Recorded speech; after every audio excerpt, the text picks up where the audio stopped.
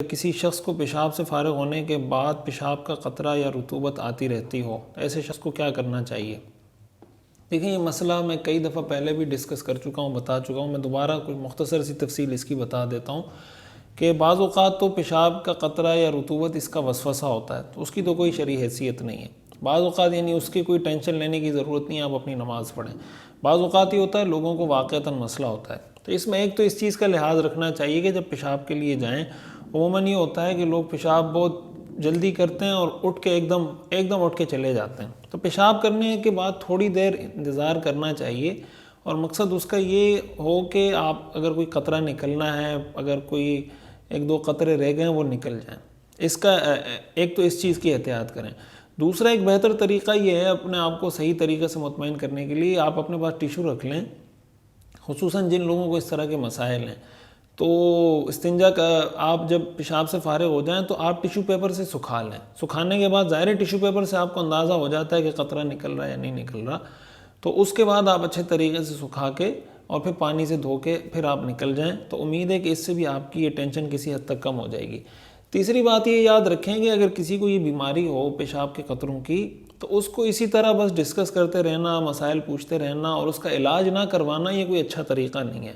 عموماً جب لوگ یہ مسائل پوچھتے ہیں، میں ان سے پوچھتا ہوں کہ بھائی کسی ڈاکٹر کو دکھایا، کسی سے مشورہ کیا، کسی ڈاکٹر سے؟ وہ کہتے ہیں نہیں۔ تو اگر کسی کو ایسا مسئلہ ہے، اس کو فوراً کسی ڈاکٹر کے پاس جانا چاہیے، اس کے ساتھ اپنا سارا ایشو ڈسکس کرنا چاہیے، وہ آپ کو علاج بتا دیں گے، میڈیسن لکھ دیں گے، جو بھی ہوگا ٹیسٹ کروائیں گے، جو بھی ہوگا انشاءاللہ اللہ تعالیٰ آپ کو شفا اور صحت دے دیں گے۔ لیکن اس معاملے میں اتنی غفلت جو لوگ کر رہے ہوتے ہیں نا کہ بس پیشاب کے قطروں کا مسئلہ ہے، وہ چلتا رہتا ہے، ہم توجہ ہی نہیں دیتے، اس سے ظاہر کپڑے بھی ناپاک ہوتے ہیں، پھر جو نماز میں آدمی کو ٹینشن ہوتی ہے، پھر شیطان مزید وسوسے ڈالتا ہے کہ پتہ نہیں نمازیں ہو رہی ہیں نہیں ہو رہی، ایک مصیبت میں آدمی پڑ جاتا ہے۔ بھئی آسان حل ہے، آپ جائیں ڈاکٹر کے پاس، پھر جو ڈاکٹر آپ کو احتیاط بتائے، جو علاج بتائے کہ آپ کولڈ ڈرنک پی رہے ہیں، آپ جناب چائے پی رہے ہیں، جن چیزوں میں یہ مسئلے مسائل ہیں ان کو اوائڈ کریں۔ اور آخری بات کہ شرعی نقطہ نظر سے جس آدمی کو پیشاب کے قطروں کی بیماری ہو، دو طرح کے لوگ ہو سکتے ہیں۔ ایک آدمی تو وہ ہوتا ہے کہ جس کو اچھا، ایک بات میں اس میں اضافی یہ بھی بتا دوں کہ پیشاب کرنے کے بعد عموماً یہ جو قطرے آتے ہیں نا، عام طور سے لوگوں کو، ایک تو بعض لوگوں کو بہت زیادہ بیماری ہوتی ہے، میں اس کی بات نہیں کر رہا، عام طور سے یہ پیشاب کے قطرے استنجا کے کوئی 5 10 منٹ 15 منٹ تک آتے ہیں، اس کے بعد اس کے مزید کوئی چانس نہیں ہوتا۔ تو اس کا ایک طریقہ یہ بھی ہوتا ہے، بعض ائمہ اس سے بڑے پریشان ہوتے ہیں کہ بھائی ہم نماز پڑھانا چاہتے ہیں، ہمیں خود پریشانی ہو رہی ہوتی ہے، ہم کیا کریں؟ تو ایسی صورت میں اس کا طریقہ یہ کہ نماز سے آدھا گھنٹہ پہلے آپ کوشش کریں آپ استنجا کر لیں۔ نماز سے ہوتا یہ کہ نماز میں 5 منٹ رہ گئے، آپ فوراً واش روم جاتے ہیں، استنجا کرتے ہیں، فوراً آپ اٹھتے ہیں، وضو کرتے ہیں، صحیح طریقے سے جو آپ کو نارمل استنجا کرنا چاہیے تھا وہ بھی آپ نہیں کر پاتے۔ اس کا نتیجہ یہ ہوتا ہے کہ ظاہر ہے کوئی قطرے رہ گئے ہوتے ہیں، وہ پھر نماز میں رکوع میں یا سجدے میں یا اٹھتے بیٹھتے وہ نکل جاتے ہیں،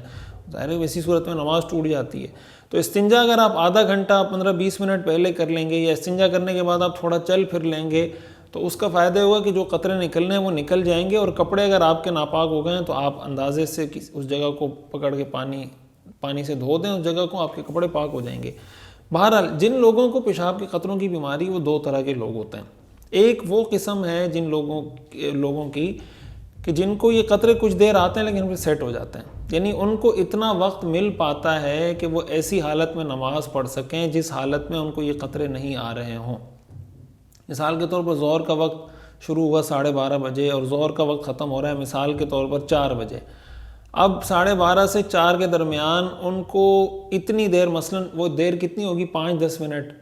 5-10 منٹ ایسے مل سکتے ہیں ان کو جس میں ان کو قطرے نہ آ رہے ہوں۔ تو ایسی صورت میں تو وہ اپنی نماز اسی وقت میں پڑھیں گے جس وقت میں ان کو لگے کہ یار یہ قطرے مجھے نہیں آ رہے ہیں، یا کوئی بھی ایسا مسئلہ، وہ ریح کا مسئلہ ہو، جو بھی مسئلے جس سے وضو ٹوٹ جاتا ہے۔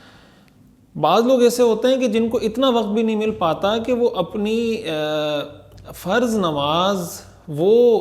پاکی کی حالت میں اور ان قطروں کے بغیر پڑھ سکیں، یا اس ریح کے مسئلے کے بغیر پڑھ سکیں۔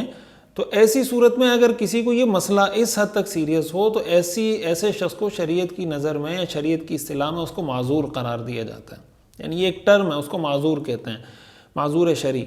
اس کے لیے حکم یہ ہے کہ بھائی آپ وضو کریں اور اسی حالت میں نماز پڑھ لیں، آپ کی نماز ہو جائے گی۔ جب نماز کا وقت ختم ہوگا تو آپ کا وضو آٹومیٹکلی ختم ہو جائے گا، پھر نئی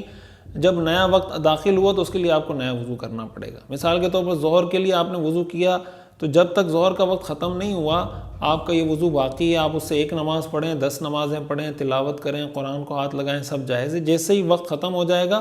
تو آپ